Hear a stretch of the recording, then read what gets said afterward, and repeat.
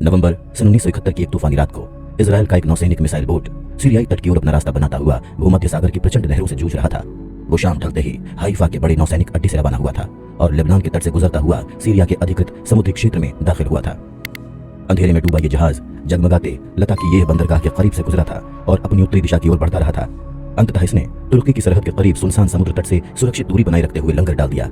Flotilla 13 के नौसैनिक छापामार पूरी तरह से झूलते हुए जहाज पर प्रकट हुए और उन्होंने हवा से भरी रबर की कुछ नौकाएं पानी में फेंकी। जब ये जहाज से निकलने के लिए तैयार हो गए तो बाजू के बंद केबिन का दरवाजा खुल गया और असैन्य पोशाक में 3 आदमी बाहर निकले।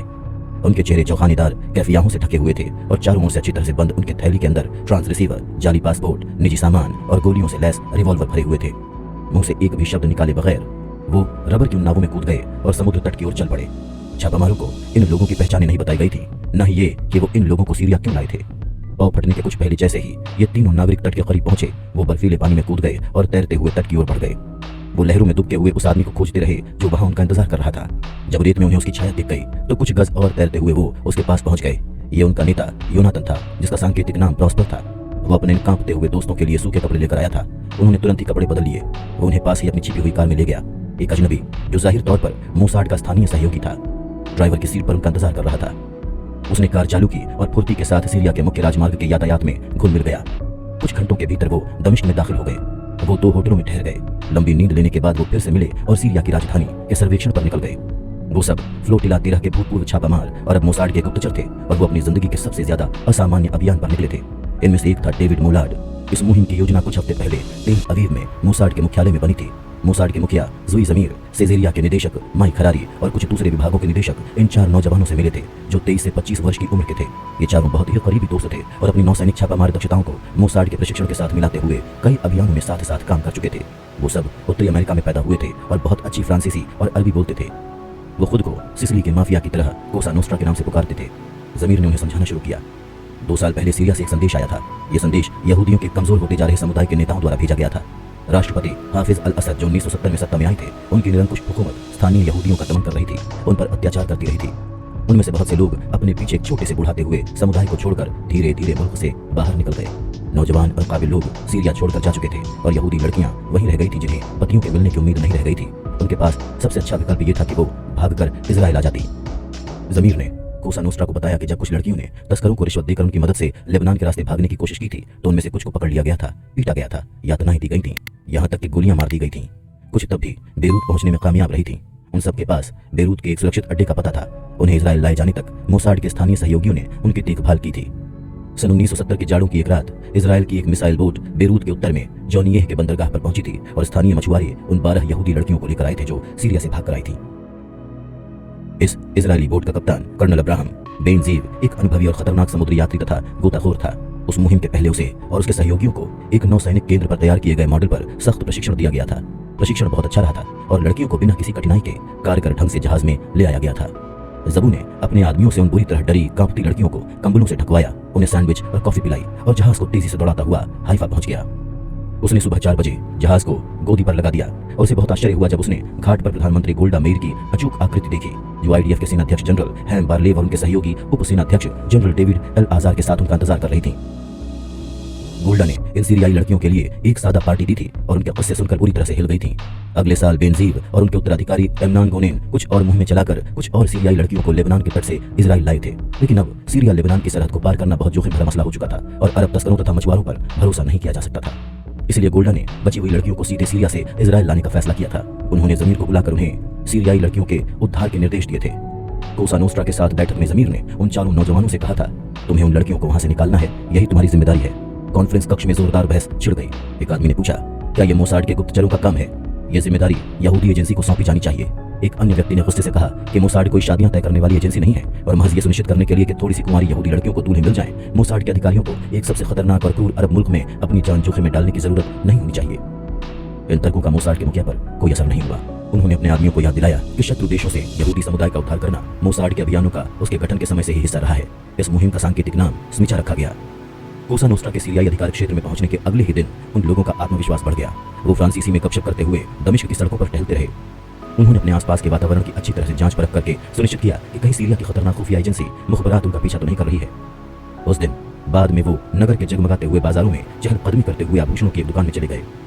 जिस वक्त प्रॉस्पर और क्लॉडी आभूषणों का परीक्षण करते हुए फ्रांसीसी में बतिया रहे थे, वहां के दुकानदार ने उनकी ओर झुककर फुसफुसाते हुए कहा, तुम लोग बनाई एवेन्यू हो ना? गुप्तचर चकित रह गए। अगर उन्हें इतनी आसानी से पहचाना जा सकता था तो वो जानलेवा खतरे में थे। उन्होंने दुकानदार की बात को अनसुना कर दिया और फुर्ती से वहां से खिसक कर भीड़ में गायब हो गए। सीरिया से भागकर इजराइल पहुंचने की संभावना की खबर यहूदी समुदाय की लड़कियों के बीच फैल गई थी। सीरिया में हमारी हालत बहुत खराब थी। सारा गफनी नामक एक युवती ने बाद में कहा था, हम पर शादी करने का दबाव था, लेकिन इससे कोई था ही नहीं। हमने ढेरों किस्से और अफवाहें सुन रखी थी और यह ख्याल हमारे दिलो दिमाग पर छाया हुआ था, यहूदियों के मुल्क इजराइल पहुंचने का ख्याल।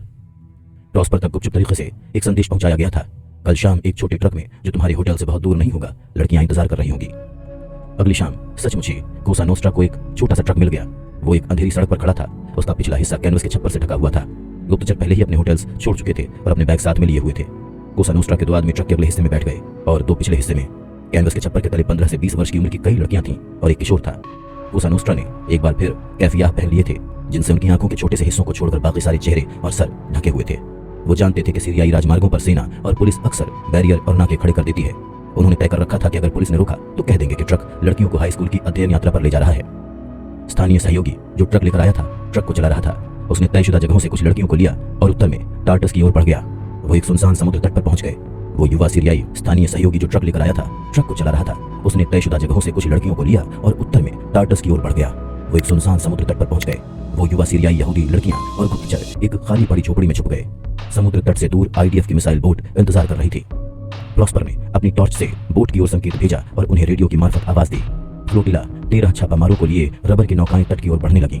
अचानक प्रॉस्पर और उसके दोस्तों के करीब गोली चलने की आवाज गूंजी। वो छिपने के लिए हाथ पैर मारने लगे, लेकिन उन्हें जल्दी ही समझ में आ गया कि गोलियां उन पर नहीं चलाई जा रही थी। कौन चला रहा था? क्या सीरियाइयों को रबर की नौकाएं दिख गई हैं? नौसैनिक छापामारों के नेता गड़ी क्रोल ने इजराइल को रेडियो संदेश भेजा, समुद्र तट पर गड़बड़ी। लेकिन उसने हार नहीं मानी। उसने फ्लोटिला नौकाओं को वापस बुलाया और उन्हें उत्तर की ओर एक दूसरे समुद्र तट की ओर ले गया, जिसका चुनाव विकल्प के तौर पर पहले से ही कर लिया गया था। उसी वक्त प्रॉस्पर उसके साथी लड़कियों को फुर्ती से वापस ट्रक में ले गए, ट्रक को उत्तर की ओर ले गए और एक बार फिर उन्होंने नौसैनिक बोट से संपर्क किया। इस बार समुद्र तट पर खामोशी थी। लड़कियां और कैफियाओं से चेहरे ढके कोसा नोस्ट्रा के आदमी कमर तक पानी में उतरे और उन नौकाओं पर चढ़ गए जो उन्हें खुले समुद्र में ले गई। तूफानी लहरों के बीच नौकाओं के लंबे और उछालों से भरे सफर के बाद वो अंततः नौसैनिक जहाज पर सवार हुए, जो उन्हें लेकर इजराइल की ओर मुड़ गया। गुप्तचर एक कैबिन में चले गए। लड़कियों को दूसरे कैबिन में ले जाया गया और उन्हें आदेश दिया गया कि वो सीरिया से अपने भागने के बारे में कभी किसी से एक शब्द भी ना कहें। वो दमिश्क में अपने परिवारों को छोड़कर आई थी और अगर सीरिया से उनके भागने के बारे में पता चल जाता तो इसकी कीमत उनके माँ बाप को अपनी जान से चुकानी पड़ती। स्थानीय सहयोगी अगली मुहिम की तैयारी के लिए ट्रक को वापस दमिश्क ले गया। मिसाइल बोट के रास्ते में और कोई मुश्किल पेश नहीं आई और वो हाइफा पहुंच गई। लेकिन लड़कों को अगली मुहिम पर भेजने से पहले मोसाड ने पता लगाने की कोशिश की कि उस रात समुद्र तट पर गोलियां किसने चलाई थीं। खुफिया विभाग ने जासूसों द्वारा भेजी गई रिपोर्टों की जांच पड़ताल की। सीरिया के अपने निष्क्रिय जासूसों को काम पर लगाया। सीरियाई सेना के भीतर मौजूद अपने सूत्रों से संपर्क किया, लेकिन कहीं से कुछ भी पता नहीं चला। उन्होंने नतीजा निकाला कि मुमकिन है ये घटना घात लगाकर हमला करने की किसी त्रुटिपूर्ण योजना या समुद्र में संदिग्ध गतिविधियों को देखकर सीरियाई सैनिकों की घबराहट भरी प्रतिक्रिया का नतीजा रही हो। अगली बार कोसा नोस्ट्रा मंडली हवाई मार्ग से दमिश्क पहुंची। वो सीरिया के पुरावशेषों के अध्ययन के लिए आए पुरातत्व विभाग के छात्रों का ढोंग रचते हुए पेरिस से वहां पहुंचे। उनके दस्तावेज जाली थे और उनकी जेबें मेट्रो के टिकटों, सिक्कों, कैफे और रेस्तराओं की रसीदों और उनकी ओढ़ी हुई पहचानों के विश्वसनीय सबूत का काम करने वाली ऐसी ही दूसरी चीजों से भरी हुई थीं। उनके दस्तावेज नियमानुसार थे, तब भी वो अंदर से घबराए हुए और चिंतित थे। अगर मुखबरात ने उनका नकाब उतार फेंका तो क्या होगा? वो बिना किसी समस्या के इमिग्रेशन से बाहर आ गए थे, तब भी उन्हें राहत नहीं मिल सकी थी। उन्होंने हवाई अड्डे के भीड़ भरे आगमन हॉल को पार किया और कई टैक्सियों में भरकर शहर में निकल गए। कोसा नोस्ट्रा की मंडली विभिन्न होटलों में ठहर गई। क्लॉडी ने दमिश्क हिल्टन नामक होटल में डेरा जमा लिया। इस बार दमिश्क में बिताई गई उनकी पहली रात काफी तनावपूर्ण रही। ये चारों नौजवान जानते थे कि अगर वो पकड़ लिए गए तो उनकी नियति तय हो जाएगी, यातना और भयानक मौत। उन्होंने स्थानीय सहयोग से उस चौक पर ले चलने का आग्रह किया जहां कुछ साल पहले इजराइल के सबसे ज्यादा प्रसिद्ध जासूस एली कोहेन को फांसी पर लटकाया गया था। उस जगह पर खड़े होना जहां कोहेन का शरीर फंदे पर लटका था और धर्मांधों की भीड़ खुशी से तालियां पीट रही थी, उनके लिए असहनीय हो उठा। क्लॉडी अपने दोस्तों को वहीं छोड़ अपने होटल वापस भाग गया। वो उस एहसास से बुरी तरह से हिल गया था। उस चौक की भुतहा छवि से आक्रांत होकर वो अपने बिस्तर पर पड़ गया और करवटें बदलता रहा, लेकिन सो नहीं सका। अचानक आधी रात को उसे दरवाजे से आती आवाज सुनाई दी और वो तुरंत समझ गया कि क्या हो रहा था। दरवाजे की चाबी के छेद में चाबी डाली जा रही थी। खेल खत्म। उसने सोचा, उन्होंने मुझे पकड़ लिया है। मैं वो अगला आदमी हूं जिसे शहर के चौक पर फांसी पर लटकना है। वो जल्दी से दरवाजे पर पहुंचा और उसके छेद से झांक कर देखा। उसने देखा कि एक अमेरिकी पर्यटक दरवाजा खोलने की कोशिश कर रही थी। कई नाकाम कोशिशों के बाद वो वहां से चली गई। बाद में पता चला था कि वो महिला लिफ्ट से गलत मंजिल पर उतर गई थी। क्लॉडी को लगा जैसे उसका पुनर्जन्म हो गया हो। लड़कियों की अगली टोली के तैयार होने का इंतजार करते हुए वो दमिश्क की सड़कों पर भटकते रहे। वहां के कैफे और रेस्तराओं में आते जाते रहे। वहां के वेटर खाना खाते समय ठहाके लगाते इन फ्रांसीसियों को आश्चर्य से मुंह खोले देखते रहे थे। ये पूरी तरह से क्लॉडी की गलती थी। वो हिब्रू के आम बोलचाल के शब्दों और चुटकुलों को घुसेड़ते हुए फ्रांसीसी में भारी भरकम शब्दावली से भरे भाषण तैयार कर करके अपने दोस्तों को सुनाता रहता था और इस तरह उनके और अपने जबरदस्त तनाव को कम करता रहता था। ये और बाद के दिनों की मुहिमें बिना किसी गड़बड़ी के कामयाब होती रही, लेकिन एक दिन प्रॉस्पर और उसके दोस्तों का ध्यान समुद्र तट पर असामान्य यातायात और सेना के भारी जमावड़े की ओर गया। समुद्र तट पर इतने भारी भरकम पहरे के बीच वो अपनी मुहिम को अंजाम देने का जोखिम नहीं उठा सकते थे। प्रॉस्पर ने यात्रा का कार्यक्रम बदलने का निश्चय किया। बेरूत आओ, उसने अपने सहयोगी से कहा और वो 100 किलोमीटर दूर लेबनान की राजधानी की ओर भागे। सरहद पार कर लेबनान पहुंचने के बाद प्रॉस्पर बेरूत के उत्तर में स्थित जॉनिये बंदरगाह की तरफ चल पड़ा, जहां मुख्यतः ईसाई लोग रहते थे। उसने आनन फानन में एक नाव मझोले आकार की याट किराए पर ले ली। नाव के मालिक को उसने पहले ही बता दिया था कि वो अपने एक दोस्त के जन्मदिन के उपलक्ष्य में सरप्राइज पार्टी मनाने अपने लगभग 15 मेहमानों को सैर पर ले जाना चाहता था। जैसे ही वो नाव हाथ में आई और रवाना होने के लिए तैयार हुई, उसने पेरिस के अपने वरिष्ठ अधिकारियों को तार भेजकर यात्रा कार्यक्रम में परिवर्तन की सूचना दे दी। कुछ ही समय बाद उसे अपने तार की पावती मिल गई। उस रात दमिश्क से युवा यहूदी लड़कियों से भरा ट्रक आया। ट्रक को क्लॉडी ड्राइव कर रहा था। ट्रक लेबनान की सरहद से कुछ किलोमीटर की दूरी पर रुक गया और उसमें से उस इंसानी खेप को उतार दिया गया। क्लॉडी ट्रक में अकेला आगे बढ़ गया। उसने सरहद के नाके पर अपने कागजात दिखाए और सरहद पार कर लेबनान में दाखिल हो गया। वहां उसने ट्रक को सड़क के किनारे खड़ा कर दिया और इंतजार करने लगा। वो युवतियां अपने भारी भरकम सूटकेस उठाए चट्टानी जमीन पर ठोकरे खाती और सरहद के नाके को बरकाती हुई मोसाड के गुप्तचरों के पीछे पीछे घंटों अंधेरे में चलती रहीं। इस बेहद थका देने वाले कूच के बाद वो सरहद के पार सड़क पर पहुंची, जहां उन्हें क्लॉडी मिल गया, जो उन्हें ट्रक में लाद कर जॉनिये के समुद्र तट तक ले गया। वो एक एक कर याट में सवार हुई और अंत में याट जन्मदिन की सैर के लिए रवाना हुई। खुले समुद्र में उन लड़कियों को नौसेना के जहाज में सवार कर दिया गया। कोसा नोस्ट्रा मंडली ने अगला दिन तफरीह और खरीदारी करते हुए बेरूत में बिताया। रात में वो जिस रास्ते आए थे उसी रास्ते दमिश्क की ओर चल पड़े। सरहद से कुछ किलोमीटर पहले 3 गुप्तचर ट्रक से उतर गए और नाके का चक्कर लगाते हुए अंधेरे खेतों के बीच से आगे बढ़ गए। क्लॉडी ने अपने वाहन के साथ वैधानिक ढंग से सरहद पार की, जहां सड़क पर उसे उसके दोस्त मिल गए। उन्हें लेकर वो दमिश्क के लिए रवाना हो गया। अगले दिन वो वापस पेरिस और फिर तेल अवीव के रास्ते पर था। मुहिम का अंत अप्रैल सन 1973 में हुआ, जब प्रॉस्पर, क्लॉडी और उनके दोस्तों को उनके इस काम के लिए व्यक्तिगत रूप से धन्यवाद देने गोल्डा मेयर हाइफा के नौसैनिक केंद्र पर पहुंची। सितंबर सन 1970 और अप्रैल सन 1973 के बीच सीरिया से टार्टुस और लेबनान के समुद्र तटों के रास्ते नौजवान यहूदी लड़कों और लड़कियों को लाने के लिए मोसाड और नौसेना ने लगभग 20 अभियान चलाए थे। सारे अभियान कामयाब रहे थे और लगभग 120 युवा लोग इजराइल लाए गए थे। इस मुहिम को 30 से ज्यादा वर्षों तक गुप्त रखा गया था। ये कोसा नोस्ट्रा का समापन था। बाद में इसके सदस्य व्यापार, पर्यटन और प्रशासनिक सेवाओं जैसे शांतिपूर्ण कार्यों में लग गए थे। हालांकि उन्हें इसके बावजूद जब तब मोसाड की खास मुहिमों के लिए बुलाया जाता था। समय बीत गया और इमेनुअल एलॉन को एक रिश्तेदार की शादी में आमंत्रित किया गया। दुल्हन से उसका परिचय कराया गया और वो उसको देखते ही पहचान गया। वो उन्हीं कुमारियों में से एक थी जिन्हें सीरिया से लाने में उसने मदद की थी। उसने उससे पूछा, तुम कहां से आई हो? वो पीली पड़ गई। उसे लग रहा था कि वो अभी भी अपने अतीत की गोपनीयता से बंधी हुई थी। एलॉन उसकी ओर देखकर मुस्कुराया, क्या तुम सीरिया से नहीं आई थी, समुद्र के रास्ते? वो हतप्रभ लड़की लगभग होश को बैठी और फिर उसने अचानक उसका हाथ पकड़ लिया, उसे गले लगाकर पूरी गर्मजोशी के साथ चूम लिया। फिर उसने बुदबुदाते हुए कहा, वो आप ही थे, आपने ही मुझे वहां से निकाला था। बाद में एलॉन ने कहा था, ये पल उस सारे जोखिम की कीमत चुका देने वाला था जो हमने उठाया था।